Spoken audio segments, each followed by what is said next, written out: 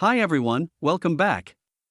In this video, I am going to show you how to enable and customize the marker clustering feature in the Syncfusion Blazor Maps control. Also, I will explain how to add a template and multiple marker groups to Blazor Maps. Look at this map example. The world's largest cities display markers in their respective locations, and clustering the markers help avoid intersection. Now, I will show you how to write the code to enable and customize markers clustering. To do this, I will open an existing Blazor Maps application, where I have already added a simple Blazor Maps control with basic properties. I added the GeoJSON shape of the world map in the Maps layer, and set the t-value property to it. I bound highly populated cities data with an appropriate title. I defined a custom color for the map shapes using the fill property. I also enabled markers in the Blazor Maps. If you would like to watch a video on how to create this Blazor app, follow the link provided in the card above.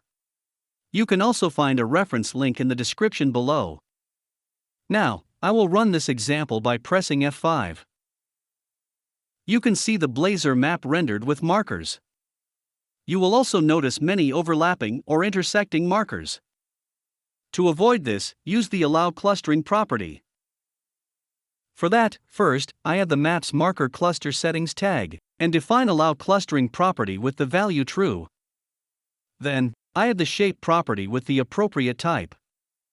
I want to set a custom height and width for the markers, so, let me define the height and width properties with custom values. Here, you can see the Blazor map, rendered with marker clusters in a circle. The cluster is formed by grouping markers from the surrounding area. To expand grouped markers, I need to define the Allow Cluster Expand property, and set its value to true, within this Maps Marker Cluster Settings section. Look at the output page now. When I click the marker circle, it expands the grouped markers in the map. Next, I am going to show you how to customize marker clusters. You can customize them using the properties fill-array, opacity, offset, and image URL. Also, you can customize the border, connector line, and text of the marker cluster.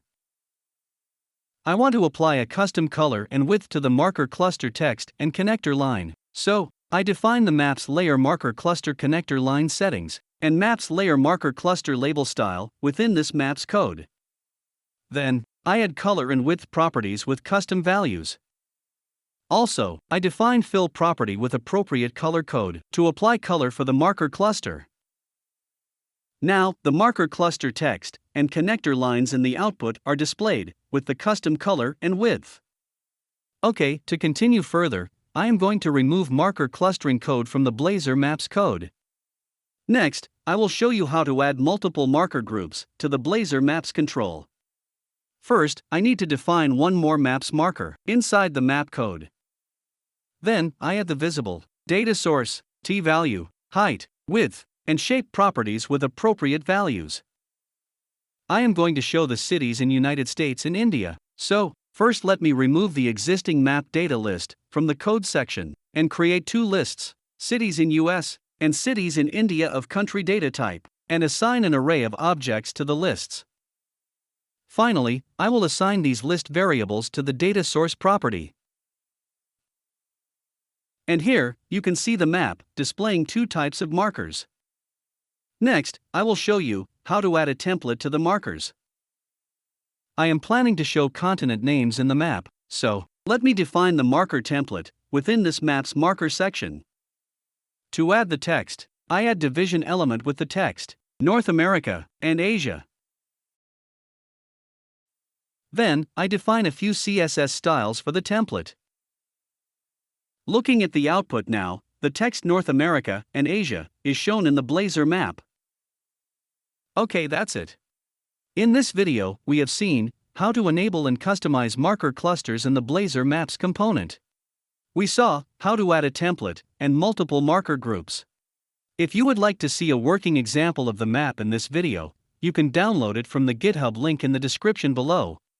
I have also provided a link in the description where you can see if you qualify for a free license key to use our Blazor products through our community license.